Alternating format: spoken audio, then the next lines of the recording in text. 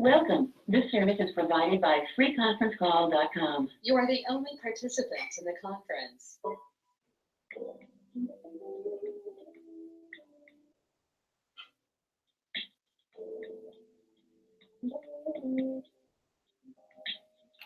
Muted. Unmuted.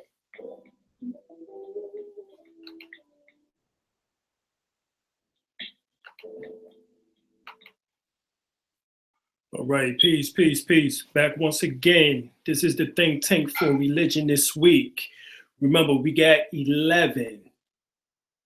We'll be going through that deals with the counteracting or confrontation, or better yet, the battle of confrontation of white supremacy and how to deal with it, coming with solutions.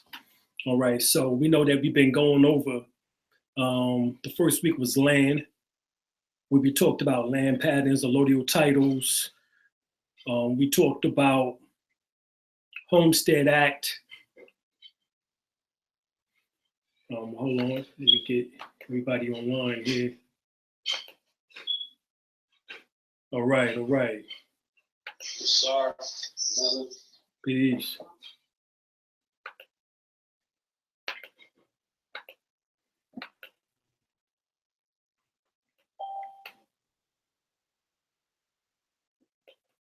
All right. So, as I was saying, is that first week, we dealt with land issues. We dealt with land patterns, allodial titles, Homestead Act, foreclosures, if it's bank owned, well, I can't even say owned, but if it's a bank behind it, or if there's been a lien or taxes in the rear. The ones with taxes in the rear are the ones that you really want to go after, because once the taxes are paid off, the house and the land is yours. We recommended putting it, if you're in the so-called 13 colonies or the 13 original states, all right? You will want to put it in a ministry, all right? Or you want to, learn more information concerning trust, because trust, as well as also ministries, or better yet, a church, not a 501c3. A 501c3 will not do. It has to be a church, which is 508. But they will give you the ability in order to be tax exempt. All right, so that means that the house and the land will be tax exempt from county taxes and state taxes. All right, so you want to do that. Then we also talked about storage of seeds, purchase and storage of seeds. The seeds in particular, you will want them to be heirloomed, organic, all right? And store them as much as possible. That's what you will really want, all right? So we also talked about, the second week was health. And we got into the best formula was Dr. Sadie's formula, right? And then also we got into Dr. Layla's Africa, Queen of Four's fasting program. And in particular with Dr. Layla Africa's program, you will want to, okay, there we go.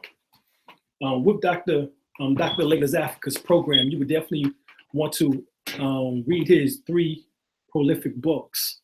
African Holistic Health is number 1. Number 2 is Nutricides. Number 3 is Health Diagnosis, Holistic Health Diagnosis.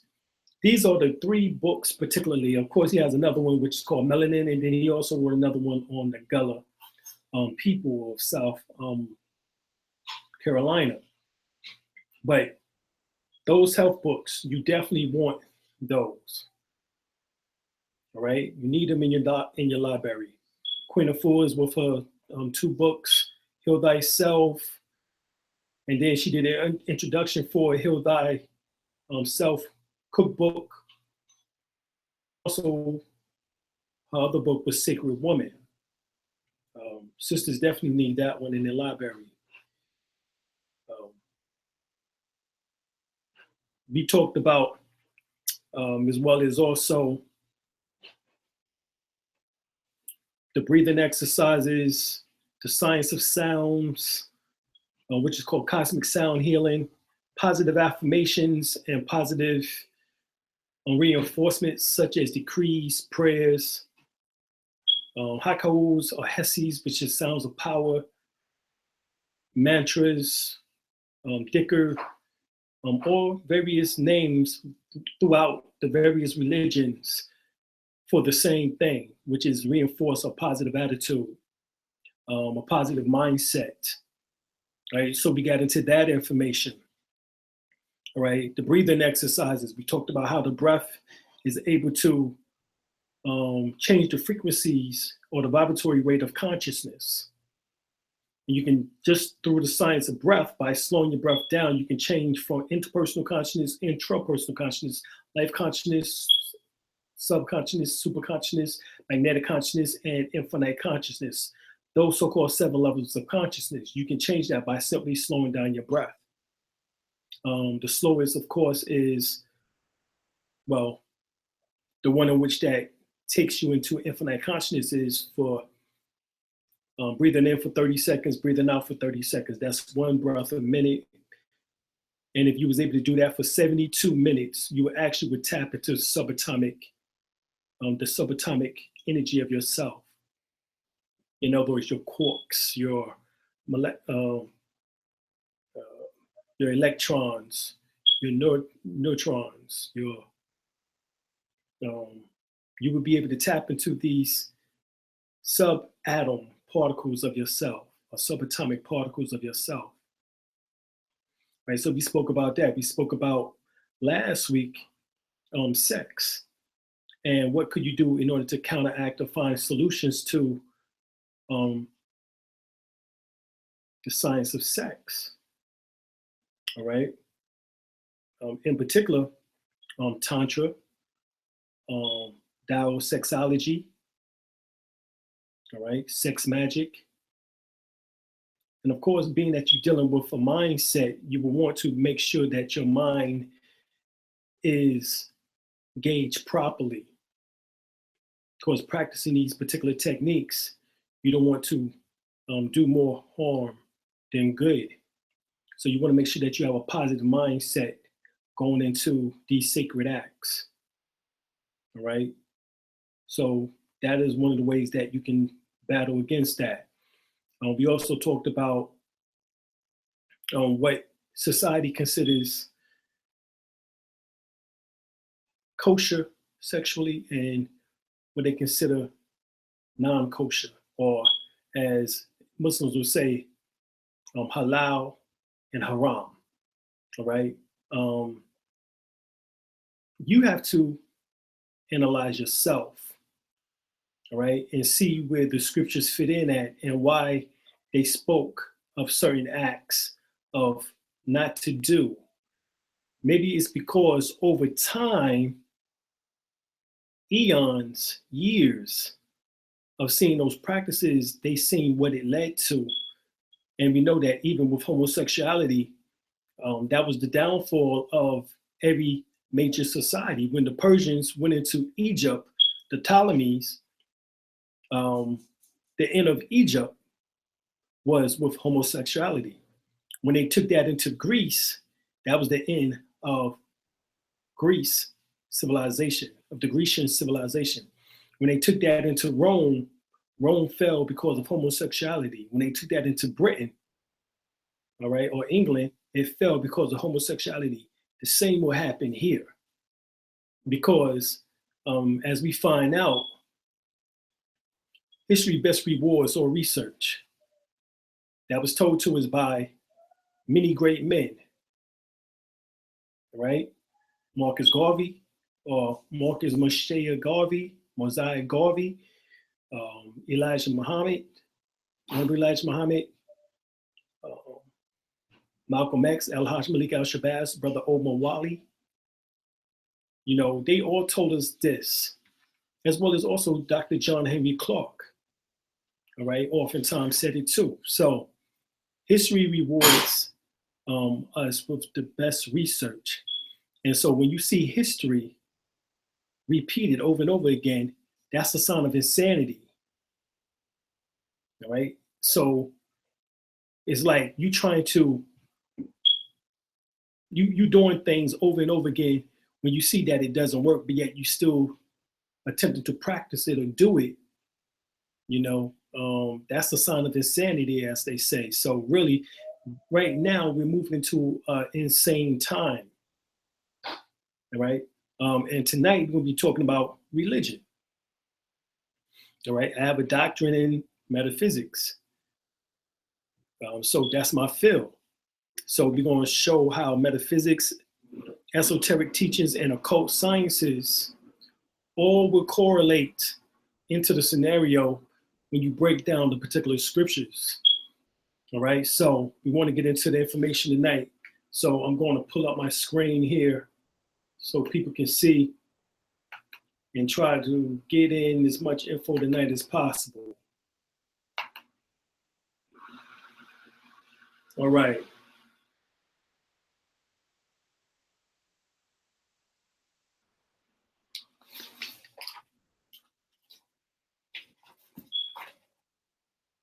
And let's see here, you can see the screen.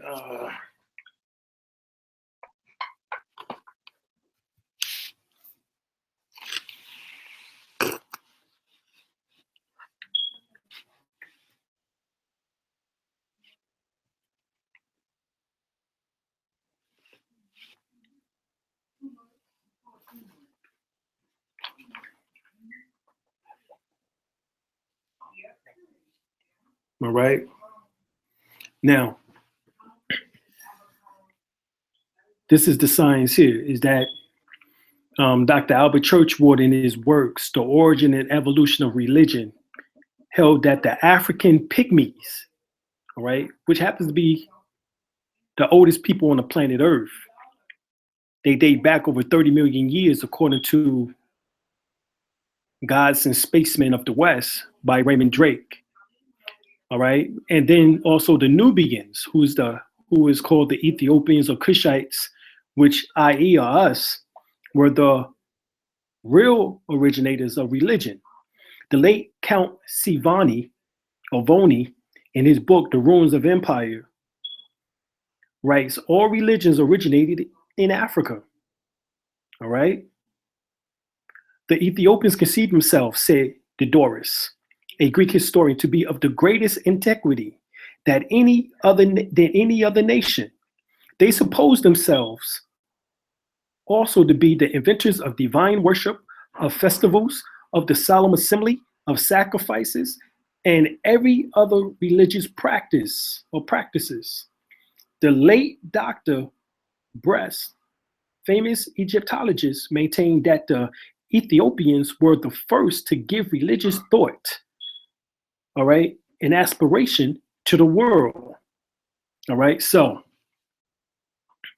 that right there kicks off where we begin and start at.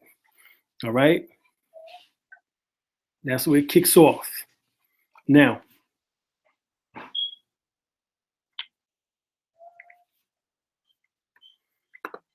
let me see here, get down.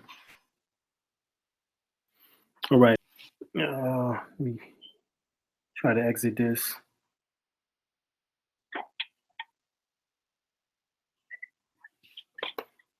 All right. Now, so regardless, you have the three monotheistic belief systems. All right, Judaism, Christianity, and Islam. These particular schools are merely an extraction or a built upon by the various religious groups. So you have in Hebrew, Elo or Elah, you have in Aramaic, Aylah, and you have in Arabic, Allah. Same words for God, all right, which means the God or the deity, all right. It also means the source or the nothingness, which within the nothingness, that would be symbolic to the state of nirvana told, the state of nirvana would be told within Buddhism, the state of nothingness in which that a Buddhist strive to obtain, as well as also within the yogi traditions or the Sanskrit/Vedic text speaks of Saraswati, which means the nothingness, which is also the state in which that you attempt to gain access to. What that means, that nothingness is talking about no attachments. All right, that's what it means. So right here, Eli, Elo, Ela, Ila, Allah, the letter R and L are interchangeable in the Metrinetia. Thus, Ray or Ra, Ru becomes L, or Le or Al. Thus, Elo, Ela, Ayla, and Allah, as well as the plural forms Elohim and Elohuma, or Hallelujah, is derived from the Ra, meaning great light. And you can read this in Jeremiah's lectures by Jeremiah. One of the titles of Ra is Ra-ur, meaning, among other things, Ra, the great light, all right, which would be what they consider is the sun. The title into all right, which also becomes the Hebrew El and the Arabic Al, all right, so Ra-ur or Ra, and of course everybody remember Ra. I mean, just go back and listen to Grandmaster Flash and the Furious 5. Ra, okay, in which that becomes the Allah, and Ayla or Allah, Rayat or Rayat Urt or Urt Rat becomes Allat or Allat. All right, and notice that some Muslims spell and pronounce Allah as Allah. Allah, La ilaha illallah, wahdahu la sharika lahu, La ilaha illallah, Allah. All right, so they pronounce it Allah, and Allah is Ra, which means the great light. All right, which also symbolizes the great mysteries. You have, because remember in the Bible it tells you that Genesis and first chapter in Genesis, the second chapter speaks of El and Yahweh, two deities, right? Which of course within what they call the Canaanite or Phoenician, that would be Baal and El. All right, that would be Baal and El. Now, you have Yahweh, Yahuwah, or Yahweh, which is one of the major titles of Tahuti, who is the God of wisdom. All right, and his name is Iha, or Yah, or Jah, or Jehovah, meaning the crescent moon. All right, and this is where they get that Allah is the moon god, because he is called Iha-hu-hi, Aha-hu, as in Allahu. Okay, so the letter hu-hi turned backwards becomes Ahua, or rather Yahweh, or Yahivahi, which is the sacred name of God. So in this form, he symbolizes the crescent moon, which would be the lesser light. Talking about the sun, and now we talk about the moon. So this is why they give you both deities in Genesis, the first chapter, which deals with El, or Ra, the greater light, and then Genesis, the second chapter, deals with Yahweh, which is the lesser light. All right. Now, technically, they're talking about two components in the brain, really. Your pineal gland and your medulla oblongata. Okay, and I get to this in a second here. So when people talk about, well, this name came from this, or that name came from that, all right, but you haven't taken it back to its actual meaning. You have the cognitive meaning, but you don't have the denotive meaning. The denotive meaning is the original meaning of what was being conveyed. originally, as compared to the cognitive, the cognitive or connotative meaning, which means that which came later, or what became associated with that word later. And this is how oftentimes people break it down. They go from Hebrew, but they don't take it back to ancient Egypt, where the word originates from. And then even Egypt, you have influences of the Bantu upon the Egyptian, as well as also the Pygmies, or the Twa people as they're called, who becomes the image of Ptah, all right, which is another form of Tahuti. So Tahuti often seen image is that of a ibis, which is a crane-headed bird. And an ibis was called Habu and Habui. In the Mechu Neter, Habui is pronounced Habawa. And Habawa, is a corruption of Hawa, which is Eve's name in Hebrew, which is also, which is Hawa in Hebrew, which means mother of all living. And it actually symbolizes the Kundalini. All right. So the name Yahuwah actually is the sound or beat also of the heart. If you take your fingers and stick it in your ear, you will hear Yohu, Yohu, Yohu, Yohu, Yohu, Yohu, Yohu, Yohu. That's the beating of the heart. All right. And so also you find out that the Tetragrammaton, which is the 4 letters, Yahivahi, symbolizes the 4 amino acids or proteins, which is the building blocks of life, as well as also the 4 chambers of the heart. Okay, so this is what these 4 letters actually symbolizes, which is called the Tetragrammaton. All right, if you take each letter and put over top of each other, the Yod over top of the He over top of the Va, and the Va over top of the He in a straight line, it forms the shape of a man. Okay.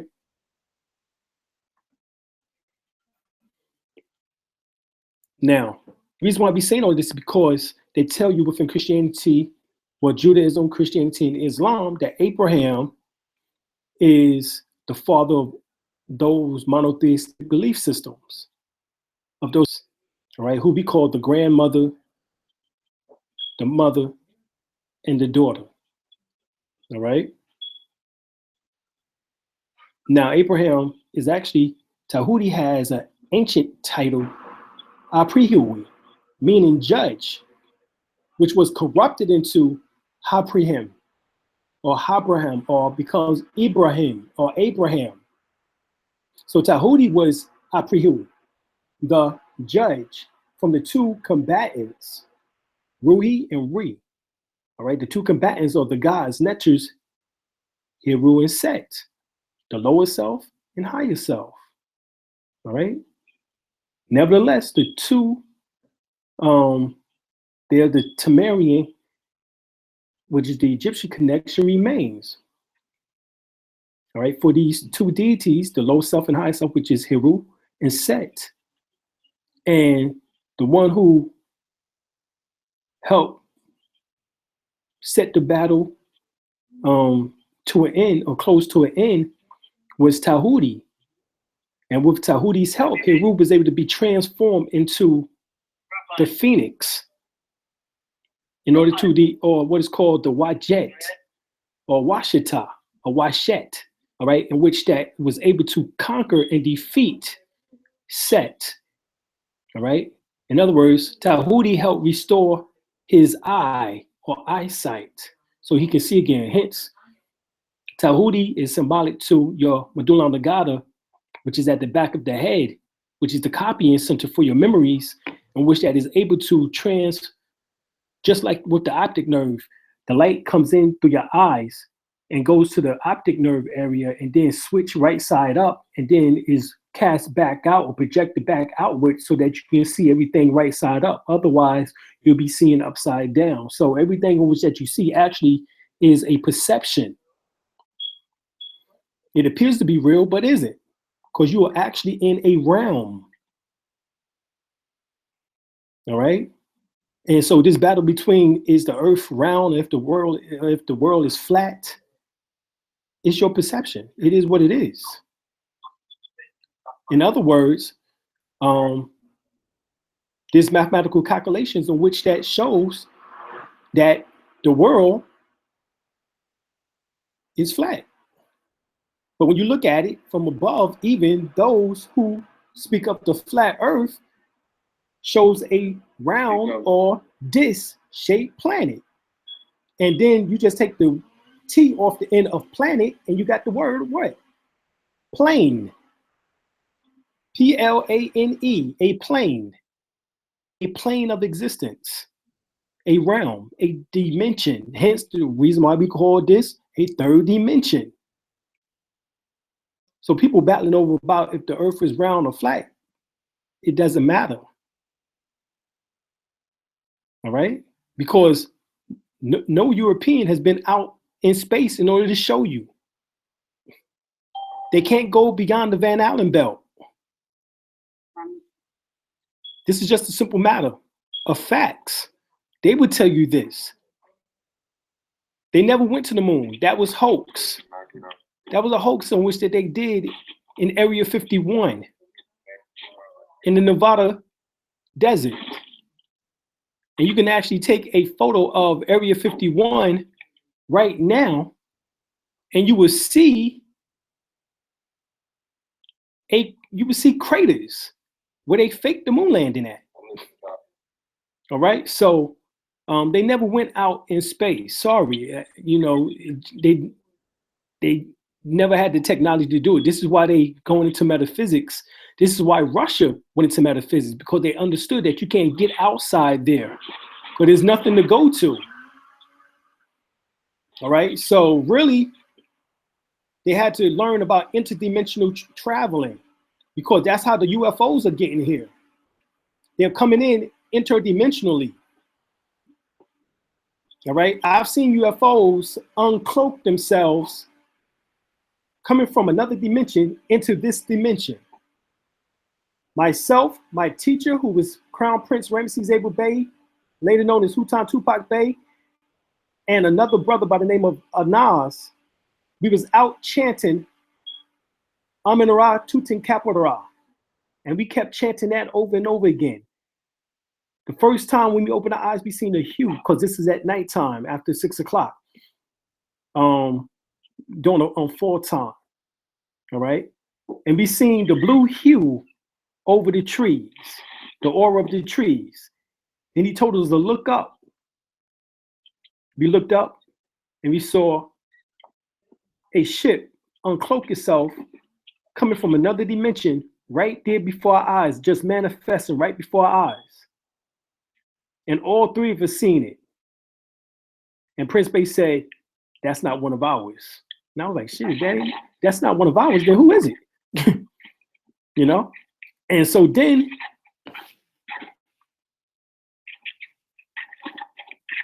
let me put this screen back up so y'all can see what's going on here.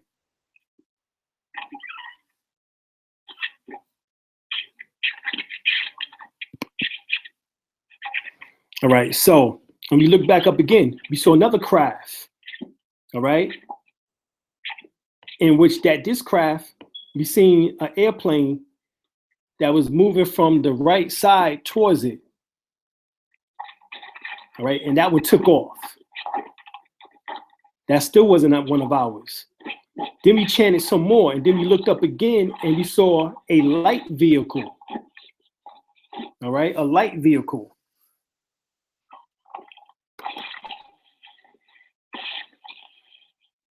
Right, and when we looked up and seen his light vehicle, you know, this is when we realized that was ours. So the real way in order to travel interdimensionally is through what is called a macabre, or fiery flaming chariot, which is spoken of in the Old Testament. It is not through a metal ship. It is through a light vehicle called a macabre. Right? This is what's going on. So all this bickering about, you know, the world is flat. Why don't Negroes learn how to breathe? All Master the participants science. are muted, Master and they the, can unmute master the themselves. science of breath, which is most important. Because you can go without food for 40 days and 40 nights. You want to try the Jesus route, right? Because that's what they told you in the Bible, right? And you can go without water for about a week and a half to 2 weeks.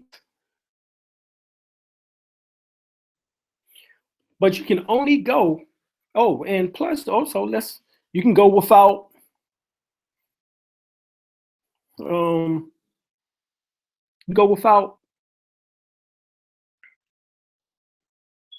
sex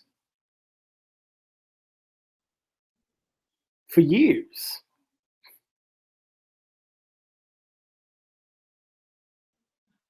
Months. But try going without the breath for 3 minutes and see what happens. So the most important factor in life is the science of breath, regardless on any of the historical points that you want to debate about. Debates don't make you learn how to breathe better and live longer and healthier. That's the most important aspect of life, is the breath. Everybody thinks it's being a vegan. It's not. It's the breath aspect of life. Because originally we didn't even eat.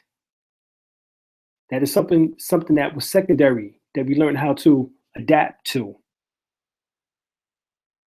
And through adaptation, we created the stomach in order to become the size of a fist.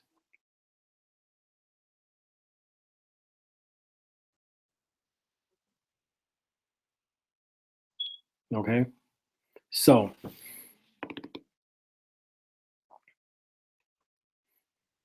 the Holy Bible, the word holy is derived. In fact, let me see if I can blow this up. I don't know why it's so small here.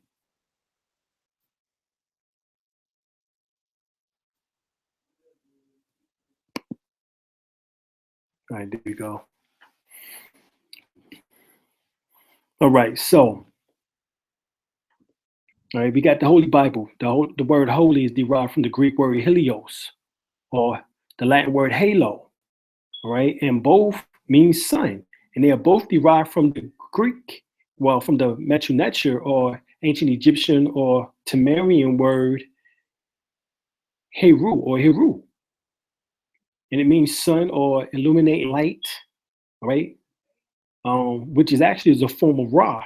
Heru is the new form of Ra. Ra is the old god, and Heru is the new god, just like was the old god in the Old Testament, and in the New Testament, Yahshua or Jesus is the new God.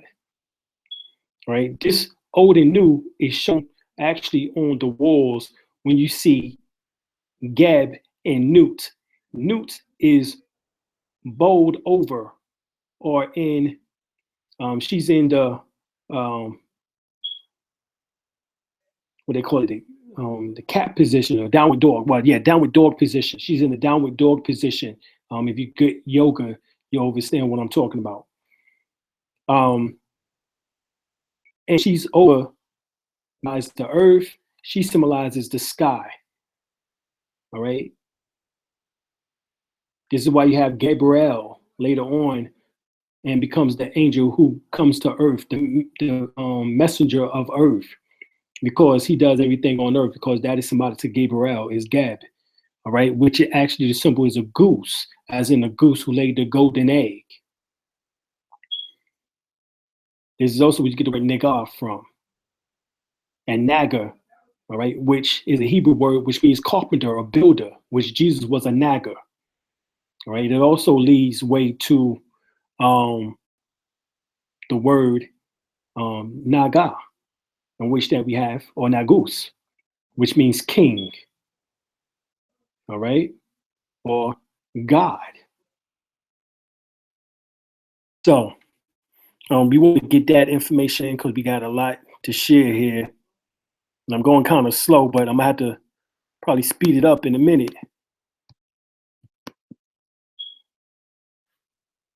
All right, so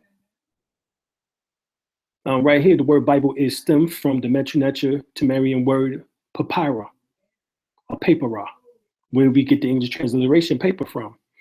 Hence, the Holy Bible is the plagiarized version of the Ra papyra, which is the book of knowing, the evolutions of Ra and the overthrow of Apep, which is known as, and you can get this from the Gods of Egypt, Volume 1, E.A. Wallace Budge, which is also misnomed as the Book of the Dead, which actually be the Book of Coming Forth by Day and Night, or the Open of the Mouth ceremony, which is light, and of night, which is shadow, right? Would be more of the proper translation. All right, so if Holy Bible means,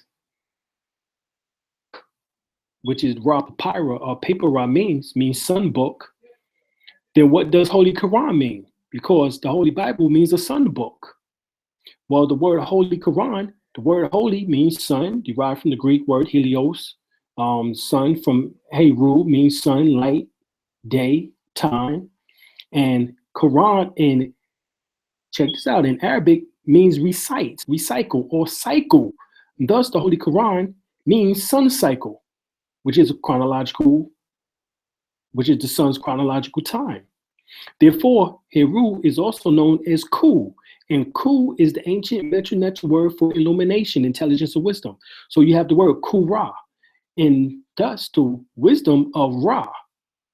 Muslims refer to the intelligence or wisdom as that of what? The Holy Quran, or Qur'an, as the book of wisdom.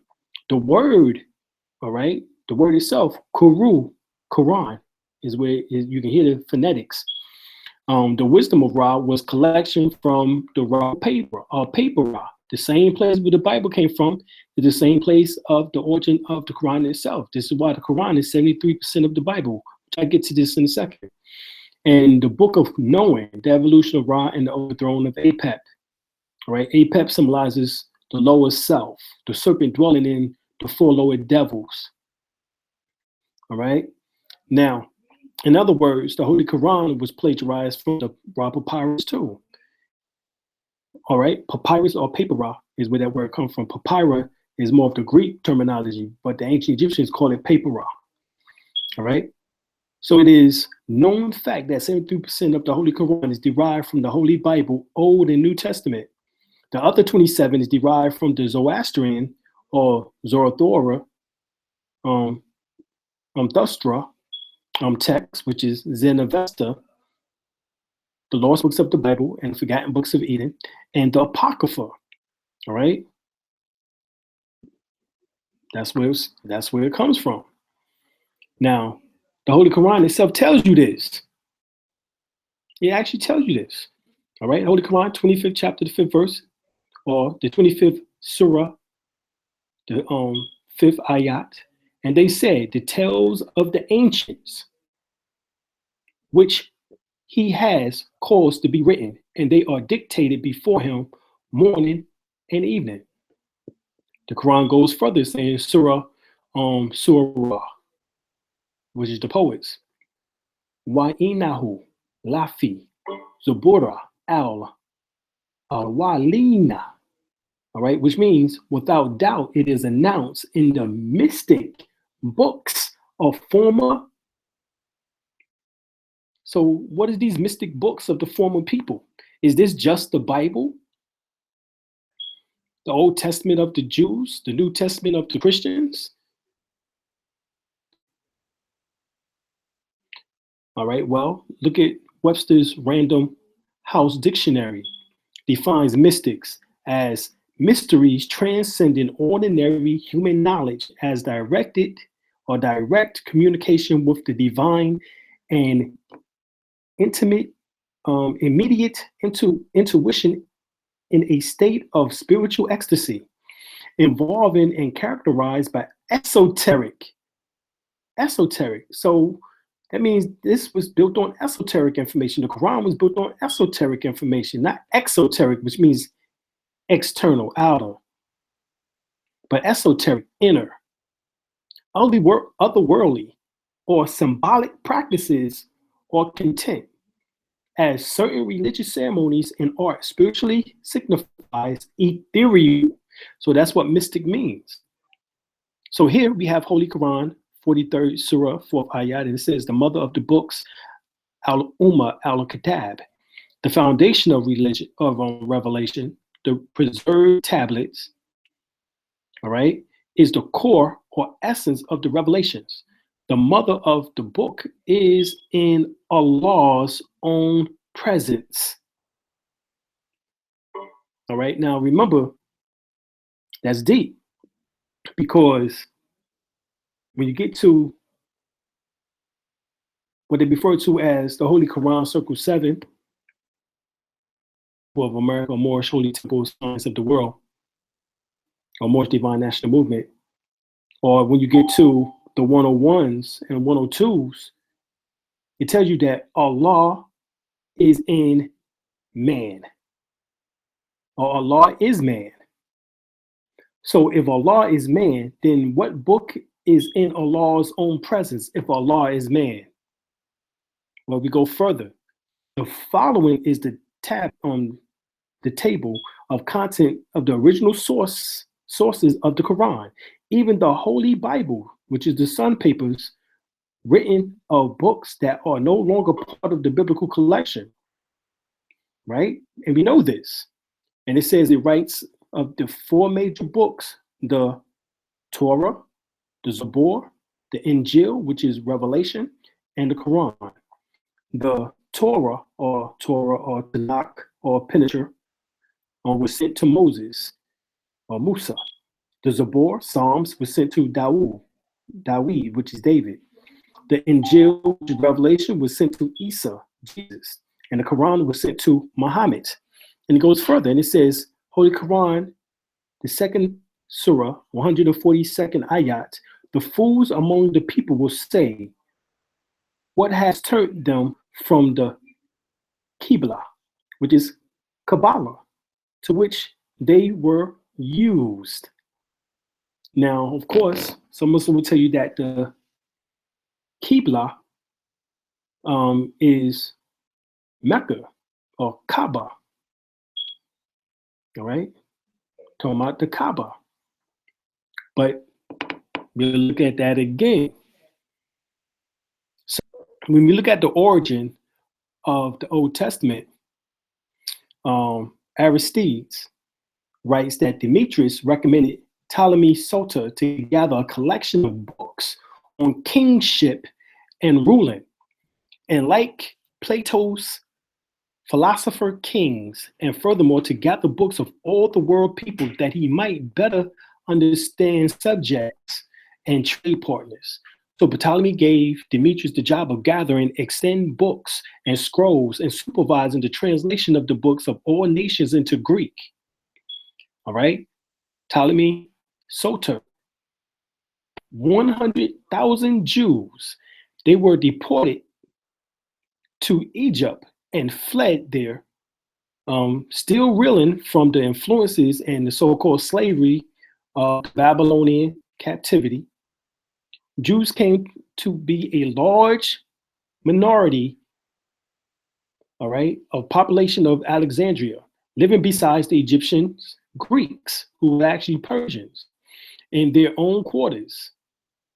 At Demetrius' suggestion, Ptolemy hired and housed 72 rabbis for the project.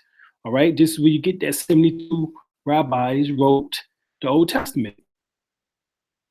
According to www.axy.co.uk, /Christianity, /0620 Alexandria.html article, the Library of Alexandria says the workshop in which religions was modeled was Alexandria in Egypt, focal center of culture, knowledge, religious speculation, and propagandism. It became the emporium for religious dogmas throughout the East and a place of resort for disciples of nearly every system or religious faith then existing. The Jews has always copied features they like from the religions of their neighbors and conquerors, and drafted their doctrines into what now becomes Judaism, the Old Testament history. All right, this is what they did. And so Ptolemy Philadelphus has set up the museum library, and later the Serapeum had followed the ideas of the sages of ancient religions and adapted them. The theological schools arose at the stimulating mix of pagan, Jewish, and Eastern thought developed. Ideas was adopted not only from the other theologies common in Alexandria, but also from Zoroastrianism of Iran, and even through the founder of Neo-Platoism, Ammonius, Buddhism, Hinduism from India. Men of every philosophy and every faith met and borrowed religious doctrines, revising their own religions in the light of others' wisdom. All right. Now, this is essentially what we want to do, truthfully, as far as this think tank is concerned. But let's go down. According to Carl F. Burgess, how the Old Testament came to be, he stated, although the whole of the Old Testament has been written by 150 BC, the writings were not declared authorized or authoritative until 90 AD by a council of rabbis at Jamnia.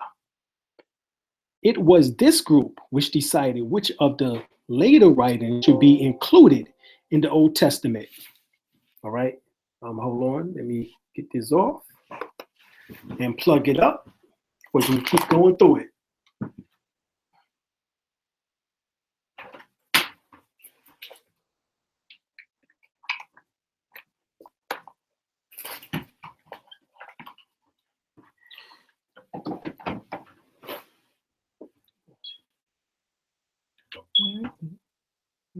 Yeah, it went over on the side somewhere. Just click on. You got it? No. Okay. Just hit on Google. You got where you have it at? Right there. Thank you. Did it go out? Let me see, God. On the wrong one. Oh.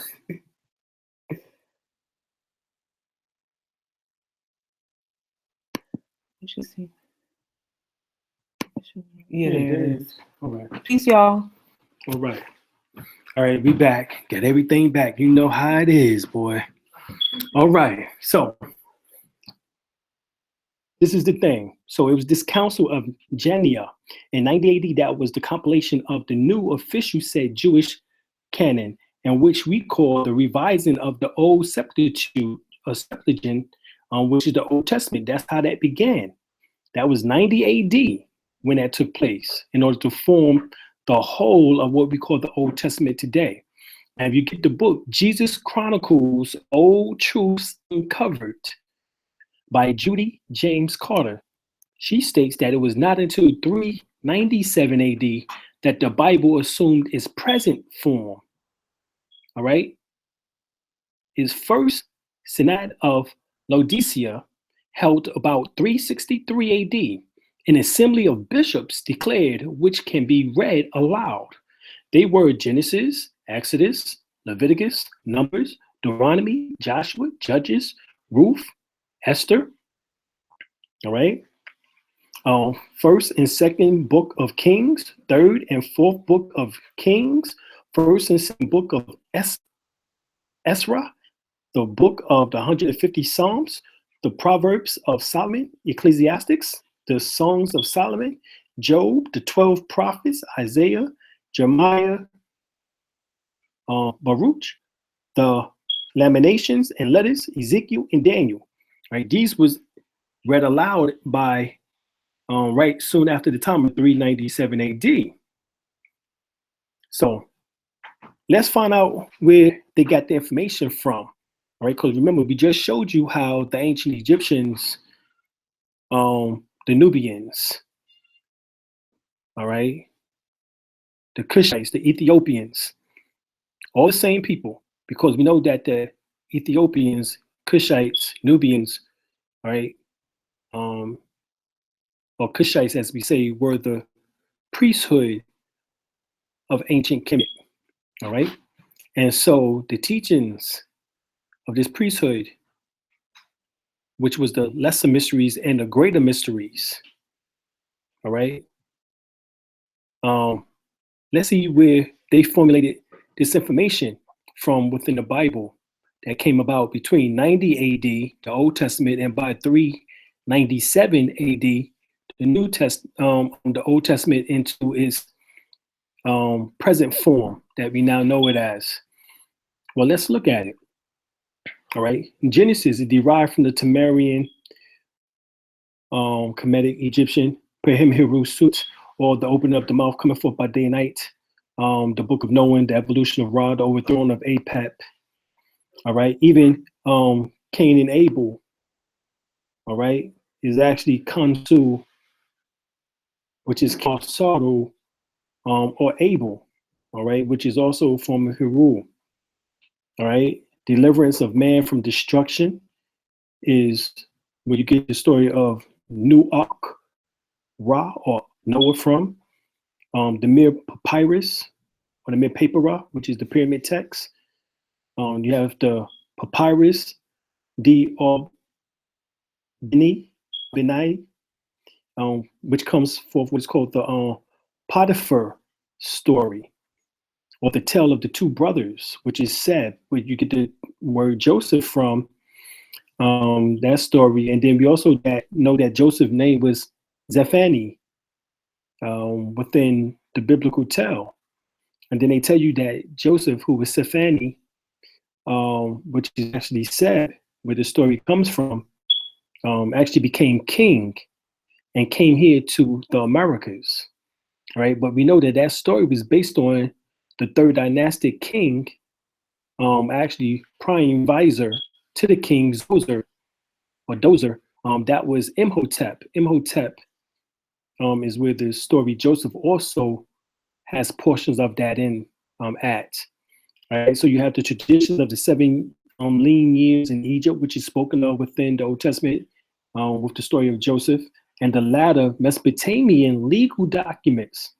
All right, you have the Enuma Elish, which is creation story, the Babylonian epic of Gilgamesh, which talks about their Noah, which is Utanat, Utnat, Fishtim, which is Sumerian name for Zurazordra, which is Noah. And then you have the Imad Duranki, which is Enoch, who is also Adapa. So you have the tales of Adapa, which speaks about Enoch, who of course becomes within the Hebrew Jewish law Metatron later on.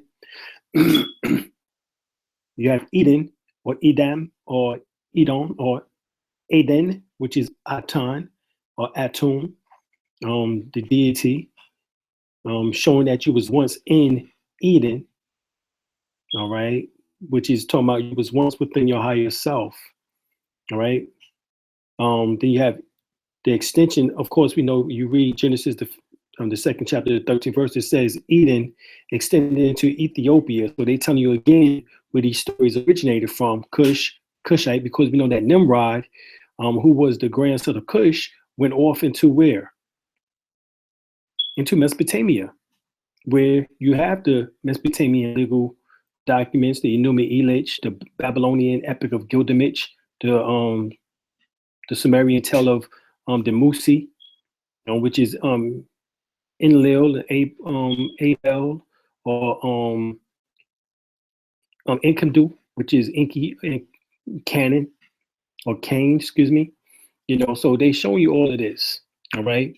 So we have Genesis 2:13, and it says the name of the river, second river, is Kion, a Kion. The same is that of the compass the whole land of Ethiopia, which is upper Kemet or Egypt. Then you have Exodus, which is derived from the Sumerian Kemetic Egyptian real history of Thutmose, or Thutmose III, or Tahudimos. All right. Ankh-Aten, which is Ankh-Aten, or Amenhotep IV, which is called the Battle of Megiddo. Right. And then you have the Asiatic campaign of Thutmose III and the expulsion of the Hyksos under Thutmose, right? And the latter story of Zargon I of Arcadia, called the Legend of Zargon, and the concept of God becoming the Kemetic Atan, which later becomes the Hebrew Adon or Adonai, is where that arrives from.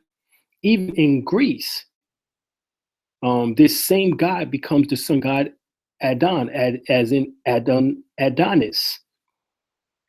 Okay. Also, the concept of the golden calf is derived from Heru, which is Hathor, which becomes Hagar, which is the wife of Abraham in the Bible, and Apis, which is the bull, or which is also a form of Osiris. Leviticus is derived from the Sumerian papyrus of Ani, where you have the Mayatian codes and the later Hammurabi codes, and other collections of laws includes the code of Ernamu, of Sumer, of Suma, of Ur. You have the Codex of Ishnuna, written around, well, let me get back to the codes of Ernamu, which was written around 2050 BC. The codes of Ishnuna around 1930 BC, and the code of Lepich Ishtar of Isin, written around 1870 BC. The laws written within Leviticus comes from around that time. Remember, we just talked about how the Jews, this is the information that the Jews learned while they was allegedly slaves or captives in Babylon. All right. And remember who formed Babylon or formed Mesopotamia, and that was Nimrod. All right. And Nimrod was the grandson of Cush, or grandson of Ham, son of Cush. All right. Something like that. Genesis, the 5th chapter, it goes in 10th chapter. So here we have 4 numbers. It derived from the Sumerian actual history and heritage of Thutmose III, Akhenaten, once again, Amenhotep the 4th, and the story of Sinuhe. All right. Then you have Deuteronomy, which you derived from the Sumerian, originally 147 confessions of Mayat, down to 77, down to 42 negative confessions of Mayat from the papyrus of Ani again, and the latter Hammurabi codes. The other collections of laws include the Codex of Ernamu, of Suma Ur, once again, the Codex of Ishnuna, and the Codex of Lipit Ishtar. All right. Then you have Joshua. Now remember, you have the New Testament Joshua, who's called Yeshua, Jesus, and the Old Testament Joshua, who took the children of Israel into the land of Canaan, which is the land of milk and honey, because Moses couldn't see into it because of him killing 2 Egyptians earlier on. Right, so that was his punishment. So you have Joshua is derived from the Sumerian concept of Isamus and Heru or Shu, which later becomes Jesus, the Messiah. In the New Testament, it is also derived from the Battle of Megiddo, the Asiatic campaign of Tammuz or Thutmose. All right, and the expulsion of the Hyksos under Thutmose. All right. Judges derived from the Tamarian concept of Mayarah, which is in this book is called Deborah. All right. In the Bible, she's called Deborah. In Hebrews, which is Heru, the judge of all of Israel. Right. The Song of Deborah is derived from the myth of the Epiphany of Sinai. Samson means man of the sun, which is Ra or consciousness, and Delilah means door to darkness, subconscious. All right, so thus Samson symbolizes the 7 rays of the spectrum, and Delilah, the moon, shadow time, called night or the underworld. It is taken also from the journey of the wind moon to actually to Canaan or Phoenicia, and the Akkadian creation epic. All right. 8. Ruth is derived from the Tamarian concept of Heru. And Heru turned backwards without the vowels is the word Ruth. All right. So this is how we break this down. So the temple of Heru at Dendera dates back over 2,100 years ago. All right. Samuel is derived from the Tamarian concept of Samurah, meaning priest of the sun god. It is also partly taken from the Epic of Gilgamesh, the Lashish, Ashtraka, the Akkadian creation epic, and the tale of Hakat. Kings, all right? Kings derived from the Tamarian tales of the Assyrians and Babylonian reigns of mainly Akhenaten, Unk-Unten, Thutmose III, Shinshonk, the first, Adan Narari the third, Tiglath, Pileser the third, Ashur Nasir Pal the second, Saman Nisir the third, Sagan the second, Sennacherib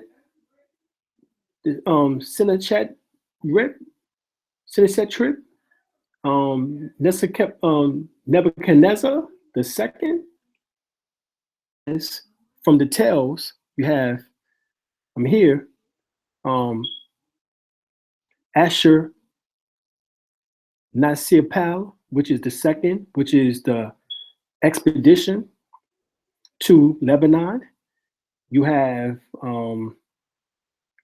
Saman-Nisir, the third, the fight against the Armenian coalition. Adad Nadarari, the third, expedition to Palestine. This is where these are the kings that they're talking about, which the Bible don't tell you. But now we know, right? This is through my in-depth research for over nearly 30 years of research. All right. You have the Tiglath, Pileser III, campaign against the Syria, and what's that? And Palestine. You have Sargon II, the fall of Samaria. You have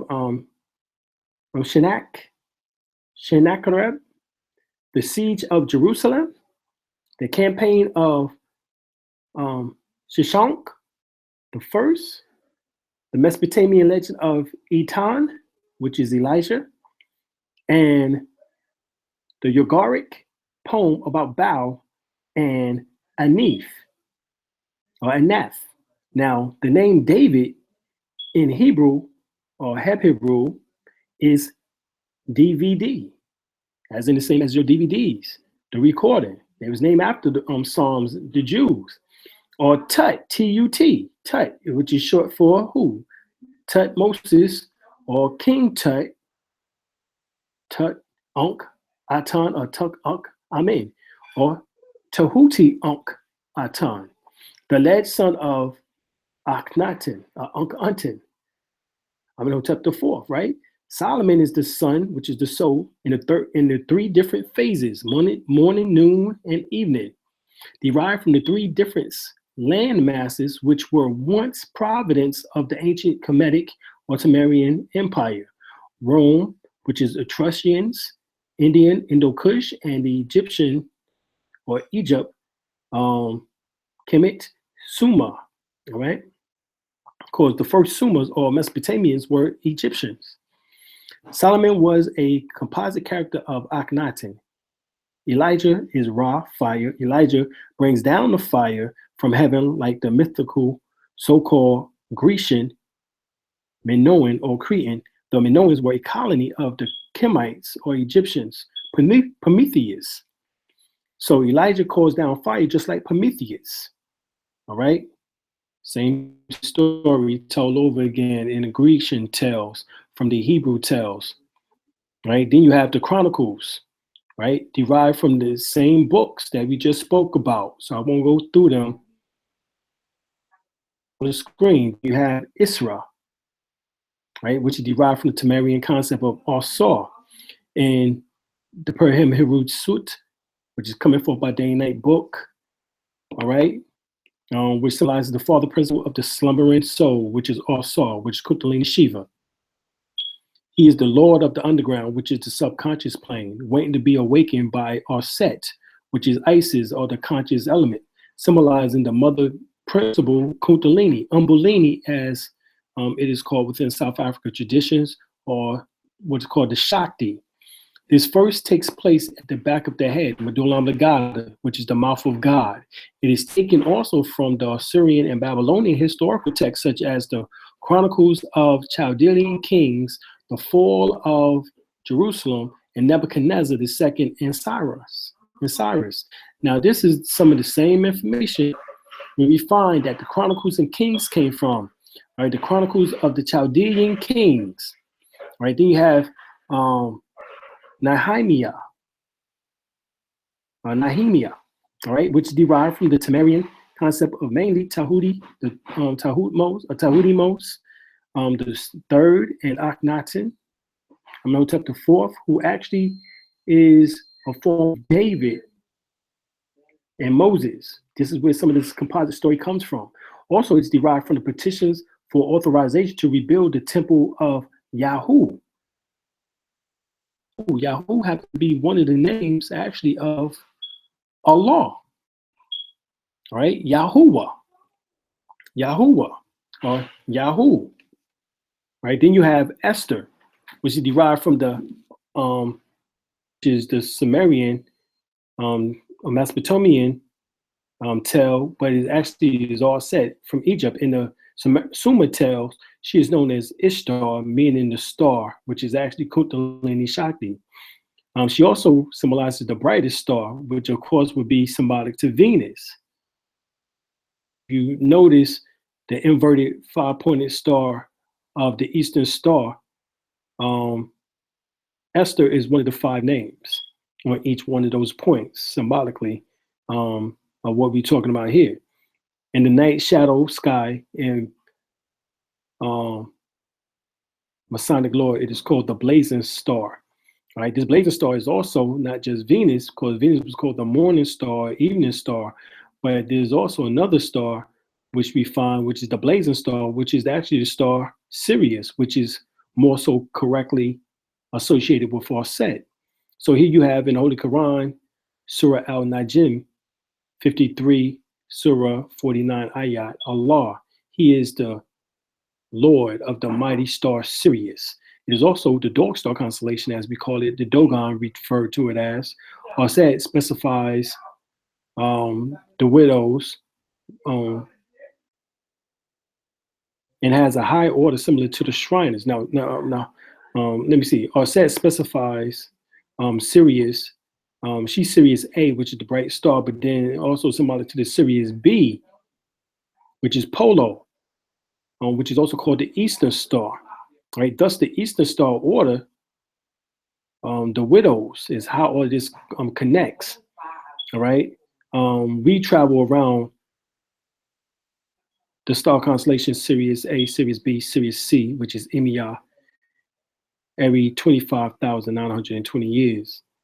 And it is said to be actually Sirius C, which comes through, which is Imiyah, symbolic to the return of the goddess principle, that comes through every 3,600 years, which is told to us based on Zechariah Zechariah Sitchin's documents or information, his books, 12th Planet. It speaks of the return of another planet, and this planet actually isn't a planet. It is actually a star. It is called the blue star, or Chichina, or Kachina, which is another sun which is coming through so now this is what Dr. Deborah Blair spoke about, that there's 3 suns up in the sky. One, our sun, another one is Nibiru, Nebhiru, and then the other is Kachina, all right, the blue star. All right, so this is how all of this correlates. Now, thus the Eastern Star Order, the high order similar to the Shriners, called the Daughters of Isis, all right, actually telling us that the Masonic order are derived from the teachings of the ancient Egyptian or Sumerian mystery schools. Read Jesus Chronicles, Old Truth Uncovered by Judy Carter. Then you have Job, is derived from the Sumerian Egyptian excretion texts, and it says tales of the Egyptian Asiatic ruler Hayabam, which is Quranic form for Job. Later it becomes the Babylonian Bab, gate, or Ilion, God in heaven, poem about a virtuous man known as Tabu Utal Bal, who was sorely afflicted, called the Babylonian poem of Tabu Utal Bal, or the Ungaric legend of Khadirah. This is said by many scholars to be the first book actually written in the Old Testament was the book of Job, right? And how we know, because of the similarities, it speaks basically the same. In my prison, my house is turned into the fetters of myself. My feet have stumbled. With a whip, he has beaten me. All day long, to pursue me. In the night, on watches, he let me suffer. Through torture, my joints are torn asunder. My limbs are destroyed. My sickness baffles the conjurers, and the sea is left dark by own means.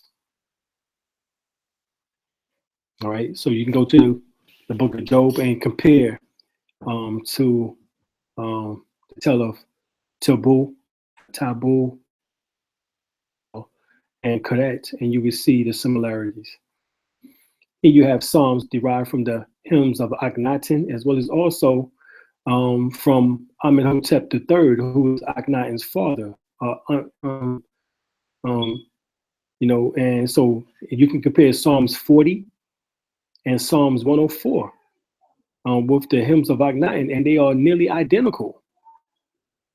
So you know where the hymns or where Psalms come from. So in this way, not only did Akhenaten play a part as Moses in the story, but also as David. All right? Right? So this Sargon, the first, played a part as Moses.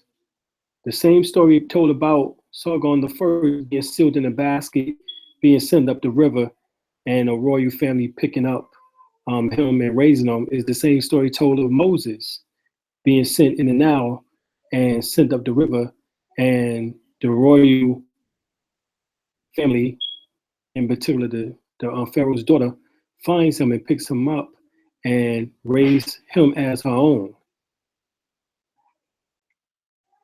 All right. Same story. Proverbs is derived from the instructions of Pharaoh Ptah Hotep, the instructions of Amenhotep, the Akkadian observation of life, and the words of Hekel. All right. So these papyrus dates back as far as 1200 BCE, which directly inspires the book of Proverbs, dated to approximately 800 BCE. So Proverbs originated from Akhenaten Amenhotep, who's Amenhotep IV, and thus made him also King Solomon. All right. So the Jesus and the King, the David and the King Solomon story and Moses story all have aspects of Akhenaten in the storyline. Just like Joseph's story has strands of Imhotep, who's the third dynastic prime visor, which would be equal to the equivalent of the Coptic Pope today, where the fake Pope takes his authority from and stole the authority from after they invaded, the Persians invaded Egypt, and the Ptolemies formed what they formed, which was the fading and the last portion of the greatest civilization, one of the greatest civilizations on the planet. And we know that Egypt also was an empire. It just wasn't located in Africa. Egypt spread it throughout the world. Temeria spread it throughout the world. It was here in America. It was South America. It was all over. All right. They found hieroglyphics in Australia. They found tunnels and caverns and hieroglyphics and temples in the Grand Canyon.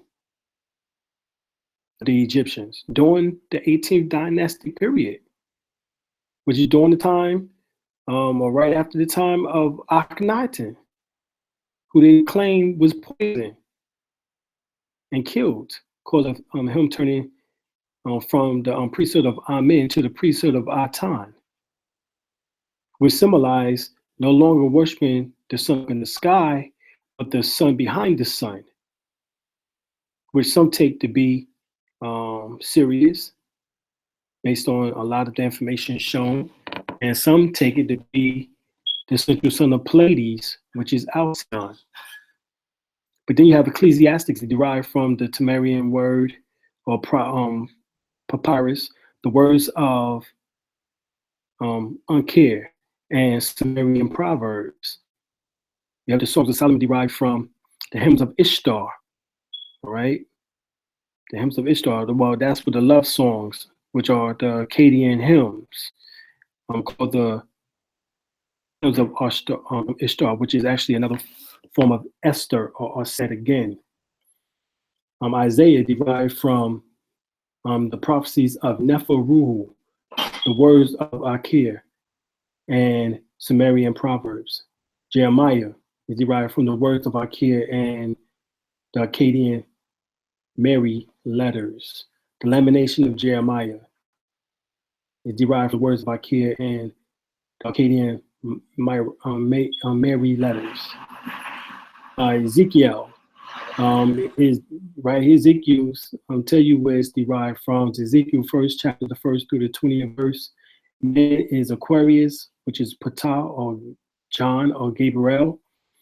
Lion is Leo.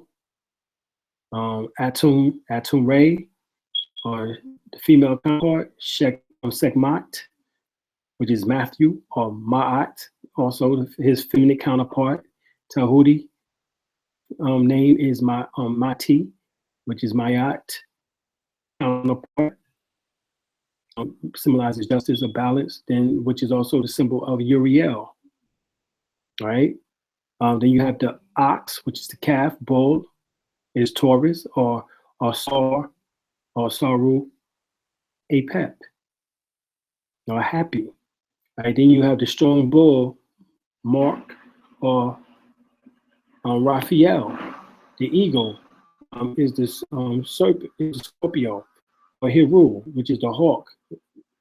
Right. Luke or Michael, which represents the 4 cardinal points of the zodiac. This is called the prophetic book. Is primarily derived from the head Heru temple walls of Dendera, which is the will within a will. Right. Then you have Daniel, which derived from the earlier version of the Ungaric legends of Daniel. Right. Daniel is, of course, Daniel, Babylonian palm of Daniel, which stems from the legend of Arket. Right. Then you have the book of the 12 minor prophets in the Old Testament. And you have Hosea, which derived from the Hebrew salvation, which Husa means in Metronetia, breath of life. You have Joel, meaning Hebrew, to whom God, Jehovah is God. Huel, which is Hurrah, means in Metru Neter, breath of God. All right. Amos means in Hebrew, burden, and Moses means in Metru Neter, drawn forth from water. You have Obadiah, meaning in Hebrew, servant of Yah, and Abadah, meaning in Metru Neter, heart essence of soul and knowledge. You have Jonah, meaning in Hebrew, dove, Huni, meaning in Metru Neter, breath of consolation.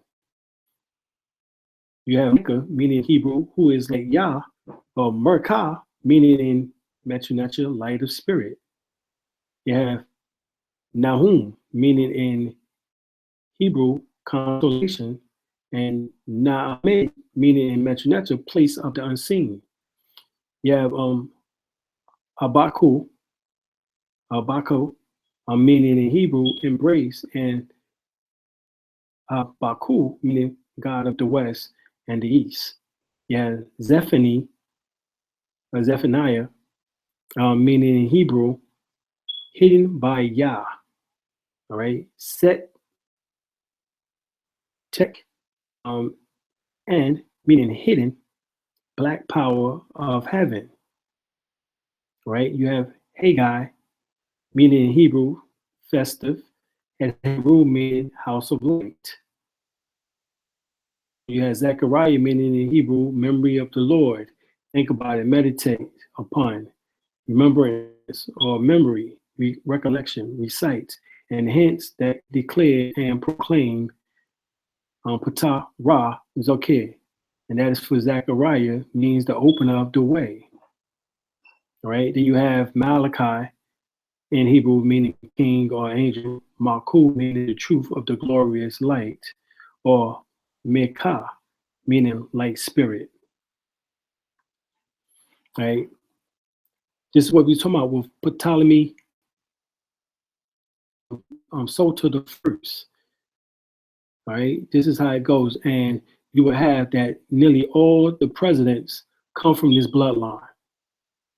Right, this is told to you within the 13 Illuminati bloodlines written by Fritz Springmeier.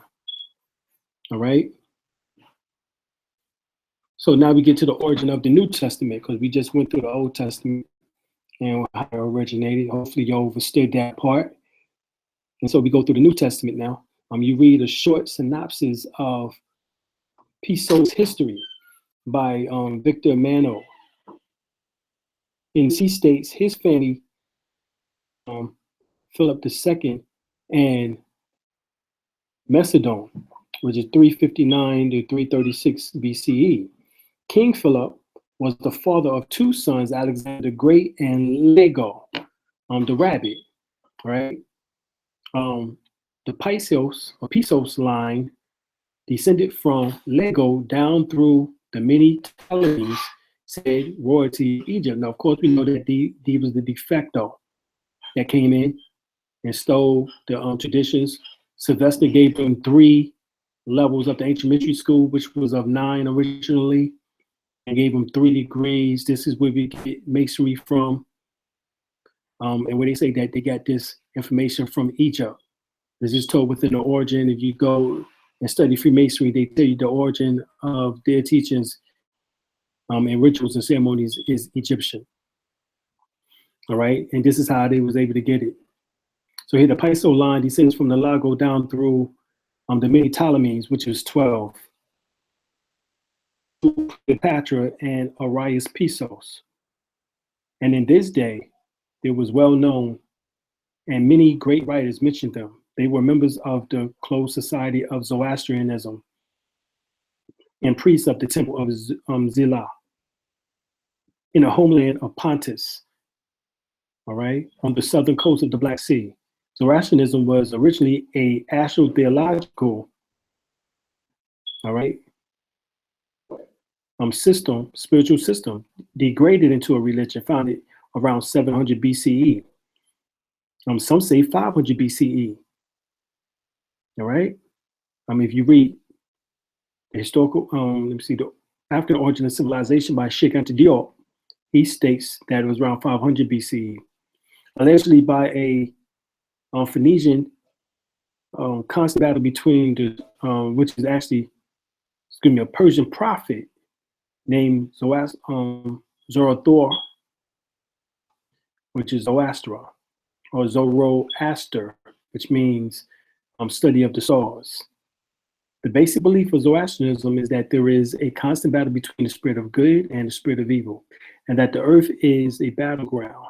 Everyone should therefore be dedicated to fighting for good thoughts, for good words and good deeds, and we will be judged on how well we fought when we die. Right? Truthfully, this is the same belief system as in ancient Egyptians. So in 66 CE, Arius Pisos waged war against Jerusalem and defeated the Jewish people. The Pisos hated the Jews, all but the Herodians, all right, who's the Sadducees, who were relatives to them.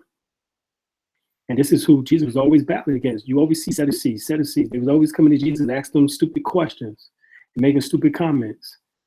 All right, this is why you have in that story King Herod, who was looking for him in order to kill him.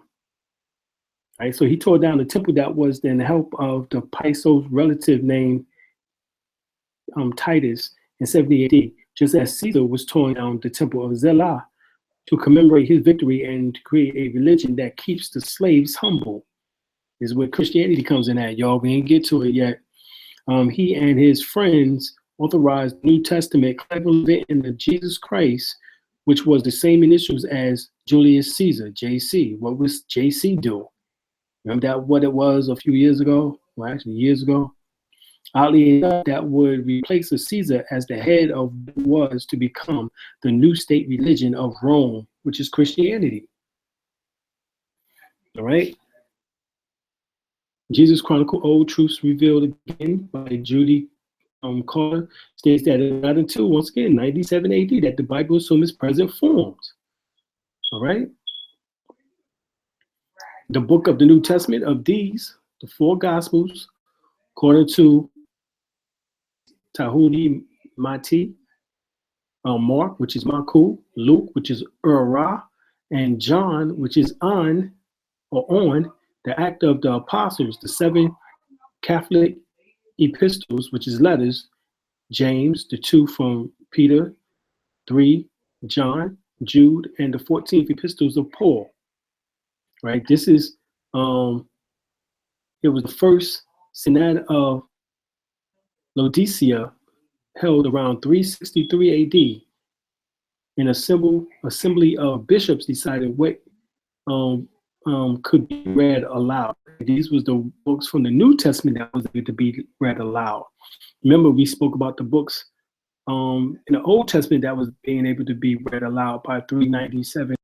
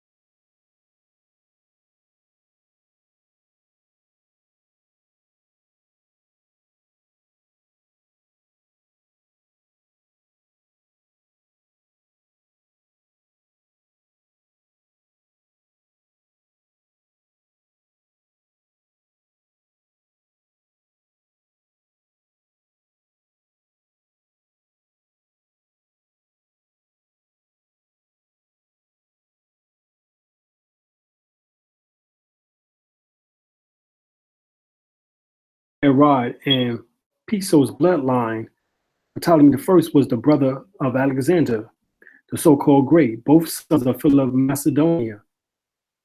Ptolemy I has determined that the book of Mark was the first of the Gospels to have been written, and that the Roman Pisos family, of course, that is the New Testament. Of the Old Testament was the book of Job.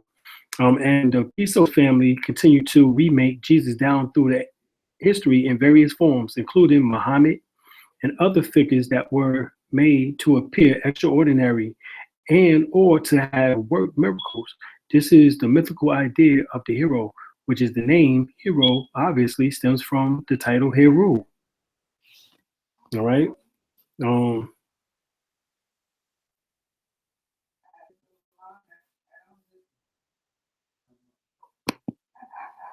right. All right. So Mark, name is derived from the title of Heru, called Mahu and Mahukeh, which is the glorious body of light, short to Mark. Thus bear witness to the fact that the Temerians was later, who's the Egyptians' origin. The Gospel of Mark was written in a prototype form before it was later crafted into the form that we are familiar with. The earlier form was called the Marcus, all right, and is also called the Q or Quick.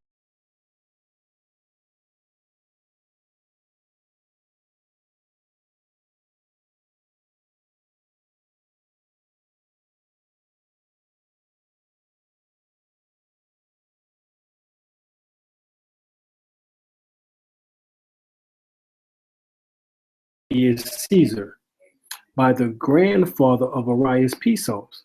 And this version was apparently only the bare sketch and most likely did not give a name to the Messiah. All right. That appears to have been done later by the person who actually played Jesus in the gospel. And that was who? Arius Pisos. All right. Now understand that where did he get this from? Remember, he was related to the Ptolemies, and the Ptolemies took over Egypt, Kemet. So they got 3 degrees. So that means that they knew about the Christ. All right. They knew about the Christ. All right. And by knowing about the Christ. Error loading it out. Yeah, I don't know why they just been messing with it bad. If you sat here, you can see it moving around and all types of stuff. All right. All right, so It's dark too. yeah. Yeah. All right, so this was the time when they did all of this. But I was saying the ancient Egyptian shows that Jesus, here's the term Yahshua, his Aramaic Hebrew name, which means, oh, he who saves, or oh, savior. Aramaic would be Yahushua. And then, of course, his name Shu, which is Isa, Shu. Isa becomes the same word as his name Isa within the Quran. So see, this is how all of this was being tied back together again. All right, this is how all this was being tied back together. All right, so now Quranic is the ancient Kemetic name, which means the mummified body of all soul, which is talking about the soul embedded inside of the pineal gland. And upon reawakening, it becomes the awoken or awakened soul principle, or the Christ principle, or Christ. So Jesus Christ is a composite character also. So you find also that Isa becomes the name derived from the Greco-Roman deity, which is Jew, Jupiter, all right, which is the Roman godhead, and Zeus, which is the Greek godhead of the pantheons. And they took Peter off and made Peter the first disciple, or the head disciple of Jesus, and left Zeus together, become Jesus, right? But originally the word came from Isu, all right, Isu Shu, all right, which becomes the word Yashu, or as in Yahshua, which happens to be the breath of life. The personification of air is what Shu symbolizes, and being the first begotten son of Atum, and hence making the first begotten son, making him the second Adam, all right, Atum. Just like in the Bible, Jesus is called the second Adam, in the New Testament, the book of, I think is Corinthians. All right, Romans or either Corinthians. So this is the science of what's going on here. So here we have Matthews. Matthews derived from Mati, another name for Tahuti, which is also the name of his wife, Mayat. Mayati, meaning the double-winged justice, truth, and righteousness. All right, Matthew 2 was authorized by, was the book that was authorized by Arias Coppelius Pisos, that was written around 75 CE. All right, Luke, name derived from Ra, was written 85 to 90 CE by Arias Pisos and Finley the Younger. John was written his name by An, another name of Tahuti. The fourth gospel of the Gospel of John was written by Justus Copronius Pisos, or Pisos, a son of Arias Pisos. The son was very much like the father in his hatred towards humanity. This gospel was written and circulated at 105 CE. See narrower. Acts. The Act of Apostles was written by Arias Pisos and his son Justus, out from Finley the Younger, 96 through 100 CE. And by the way, there is a portion of Acts that is missing from most English translations or interpretations, and that is the 29th chapter, which has 10 additional verses. All right. Of course, you can find that in the Ethiopian, not the Ethiopian, but the Catholic portion, not the Protestant. So here you have Romans. The Epistles of Romans was written by another son of Arias Pisos, who was called Proculus Pisos, and Claudia Phoebe around the year 100 CE. Claudia Phoebe is known in history as the wife of the Emperor Trajan. All right. She wrote that the last few verses of this epistle, which many copies of the New Testament in English leaves out because the portion was written by a woman. This is obvious, and she even gives her name as Phoebe. You can tell where the previous male author leaves off and the female author begins because of the male author signs off with Amen. She writes the last verses, which is 25 and 27 of Romans, which is chapter 16. And once again, you'll find this within the Catholic Bible, which has 73 books as compared to the Protestants, which has 66. All right, so now you have 1 Corinthians, Galatians, and Ephesians, which is written around 100 and 103 CE by Philip, 2 Corinthians, and Philippian, written by Justus Pisos between 103 105 CE. Colossians, written by Justus C. Piso and Julianus, who is the father of Marcus Aurelius, but this is seen in history only by way of the use of another name, which is called Verus. First Timothy was written by Finley the Younger, 105 CE. Second Corinthians was written by Justus C. Finley, written in history by another name. All right, he also went in history by other names. 107 CE. First and Second Thessalonians, written by Justus C. Pisos and his son Julianus, who helped the nephew Silianus, but between the years 105 to 110 CE. Titus, written by Finley the Younger, 103 to 105 CE. Philemon, written by Justus C. Pisos and his son Julianus, around 106, 109 CE. James was written by Justus C. around 110 CE. First and Second Matthew was written by Proculius Pisos between 110, 115 CE. First, Second, and Third John was written by Julianus Copernicus Pisos, who was still another son of Arias Copernicus Pisos, written between 110 and 115 CE. Jude was written by Julius C. Pisos, also between the years 110 and 115 CE. Hebrews that was written by the grandson of Arius Pisos, named Flavius Arrhenius, 140 CE, and Flavius Arrhenius, which is Ptolemy, was the real name of the historian who wrote Appian. That was the half brother of the emperor Antonius Pius, all right, Suetonius, all right. The Revelation of John, the Divine, was written by Julius Copernicus Pisos. Had the son of the other Julius Copernicus Pisos, who had the same name. And this was written in about the year 137 CE. This was not the book of the New Testament, just written as it is the end of the story. All right. Of course, we understand about the book of Revelation. So here, theological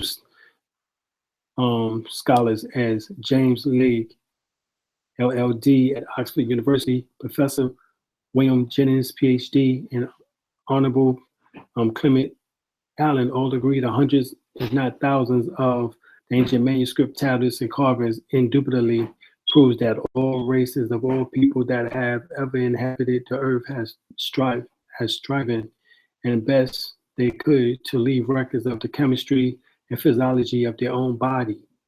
Science, Egyptology, Indo-Iranian, Chinese, Japanese, Persians, and Sanskrit, all forever strove to store the riddle of the human body. To drive the point home, these wonderful holy books or fables, parables, allegories, delivers with the chemical, philological, anatomical, and astrological operations of the human body. If you get the book, God, Man, the Word Made Flesh by George W. Perry and Inez E. Carey, right? The problem is that an uninitiated or unlearned person may read a passage and give it their own interpretation, but, right, their interpretation may not be correct or as in-depth as needed. Therefore, denominations, sects, cults, schisms, and isms may be formed around their interpretation. A connotative, all right, meaning tending to bring a memory, a mood, or image, for example, subtly or indirectly to the mind, but not necessarily the denotative meaning, having the power or explicitly denoting or designating and renaming. Pastor Ray Higgins stated all spiritual belief systems, religions, are based on life, deeds, and events of the eponymous people that has been culturally literalized, all right, and incorporated into the cognitive reality of the people within their culture. All right, eponymy, a fictitious character who a person or a group of people name or characterize themselves after for the sake of giving validity and can identify to their own existence.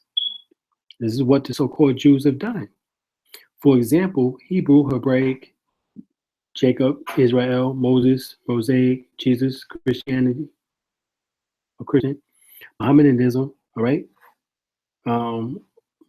Osiris, all right, Osirian, Horus, Krishna, which is Hindus, Buddha, Buddhist, Adon, as in Adonis. Let me see here. Quetzalcoatlism, Mithra, or Mithraic, Zoroastrianism, and others are used by some of the claims they place as God's chosen people to give themselves validity. Right, so if we go to the Holy Bible, New Testament, Galatians 4:21-26, and it says, tell me yet the desire to be under the law. Do you not hear the law? 22:4, it is written that Abraham had two sons, one of a bondsmaid, the other of a free woman. But who was the bondmaid? And the one of the free woman was born after the promise, which things are an allegory. But these are the two covenants, And the one from Mount Sinai was changed to bondage, which is Agar. For this Agar is Mount Sinai in Arabia and answers to Jerusalem, which now is and is in bondage with her children. But Jerusalem, which is free, which is the mother of us all. Right now, what does that mean? Allegory are intentionally chosen as a means for communicating knowledge. Allegories dramatize cosmic laws, principles, processes, relationships, and express them in a easy way to understand. Right? Once the inner meaning of the allegories has been revealed, they become marvels of simultaneously scientific and philosophical completeness and conciseness. All right. The more they are studied, the richer they become. The inner dimensions of the teachings embodied in each story makes them capable of revealing several layers of the knowledge. All right. According to the stages of development of the listener, the secrets are revealed as one evolves. All right, higher. The higher we go, the more we see. It's always there. The Egyptians, ancient, present, Beladi did or do not believe the allegories as historical facts. They believe in simile, them in the sense that they believe in the truth beneath the stories. The Christians, seemingly religions throw away and throw the very soul of their meaning when it is translated, right? It's mistranslated. The ancient Egyptians' allegory language into an alleged history instead of viewing it as spiritual supernaturalism and the effective aborting the real power of the story, allegory to transform the life of each individual. So here we have Holy Quran, Surah 3, Ayat 6, and it says, He it is who has revealed the book of these. Some of his verses are decisive. They are the basis of the book. And others are allegorical. Those in whose heart is perversity follows the part of it, which is allegory. Allegorical. It says, I'm seeking to mislead and seeking to give it their own interpretation. We just spoke about people's own interpretation. And none know its interpretation except Allah and those firmly rooted in knowledge. This is why it takes so long for you to master this. They say we believe in it and it's all from the Lord, and none do. Mind except men of understanding. According to the Merriam-Webster dictionary, allegory means the expression by means of symbolic existence. Also, it says what symbolic, a means of symbolic fictional figures, truths or generalization about human existence. Also, an instant, as in a story of painting or such expression, a symbolic representation, an emblem. Right? Therefore, if Abraham's supposed father of Judaism, Christianity, and Islam did not actually exist in a human form, and neither did his sons Isaac, and Ishmael, and suppose Hebrew Israelites, Jewish, Christian father, and Ishmael, the so-called monotheistic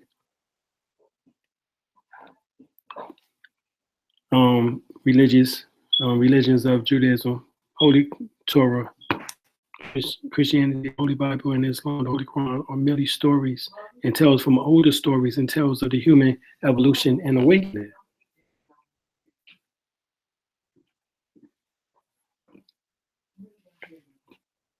All right, so We spoke about where the Quran comes from and so forth and so on.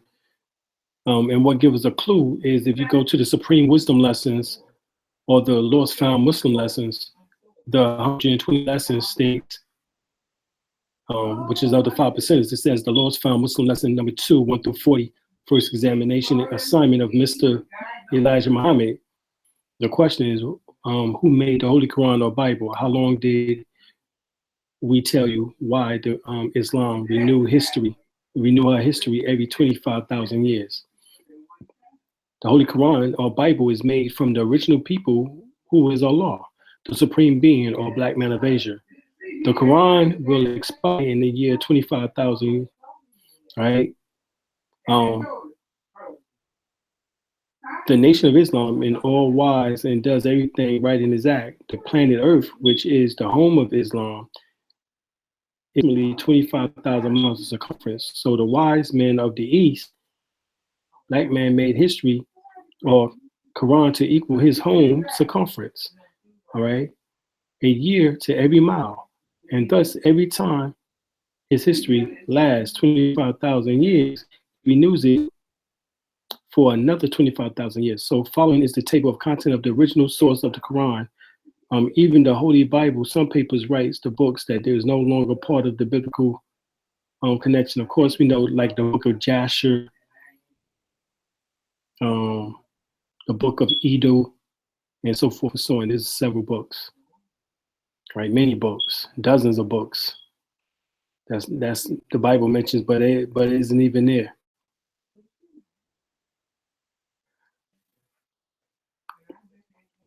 All right. So following the table, as it says you have the larger part of the biblical connection, which are forbidden or missing books, the Holy Quran, rights of missing books also.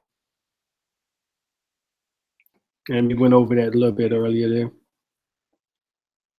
Remember the mystic books.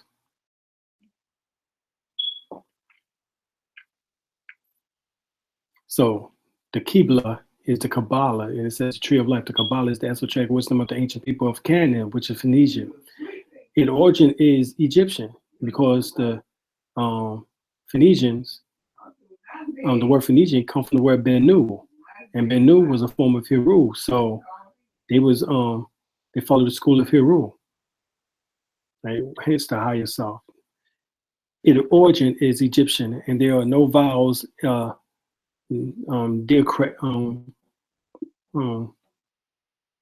Early written copies of the Quran, right? When the Quran refers to the Qibla, it is actually referring to the Kabbalah. Kabbalah means the face of God, right? Or undergoing the initiation necessary to come face to face with God.